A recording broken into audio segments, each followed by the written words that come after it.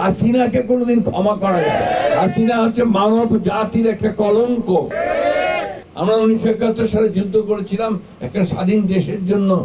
সেই দেশের পুলিশ প্রশাসন যারা আমার রাষ্ট্রের নিরাপত্তা রক্ষার জন্য দায়িত্ব পালন করে, যাদের বেতন আসে আমাদের প্রত্যেকের ট্যাক্সের টাকা থেকে, তারা আজকে আমার ছেলেকে হত্যা করছে, পুড়িয়ে মারছে। কি নির্মম, নৃশংস, অমানবিক। এই জন্যই হাসিনাকে কোনোদিন ক্ষমা করা যাবে না। হাসিনা হচ্ছে মানব জাতির একটা কলঙ্ক। হাসিনা হচ্ছে মায়েদের একটা কলঙ্ক। আমাদেরকে প্রথম কাজ হবে এদের বিচার করা। কালার এক্সপার্ট, জর্জ স্যাপ এবং মাইল্ড অন হ্যান্ডস টেকনোলজি সমৃদ্ধ অরিক্স ক্রিস্টাল ওয়াশ আপনার নন।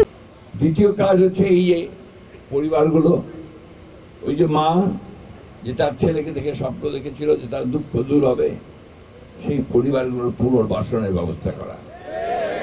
আর যারা আহত হয়ে আছে, যারা চোখ হারিয়েছে, তাদের পুনর্বাসনের ব্যবস্থা করা। এটা না হলে ভবিষ্যৎ এবং জাতি আমাদের ক্ষমা করবে না। তাই আজকে আমি গতকালও প্রস্তাব করেছি, আজকেও প্রস্তাব করেছি, নির্বাচন হবে, নির্বাচনে কে দায়িত্ব পাবে সেটা পরের কথা।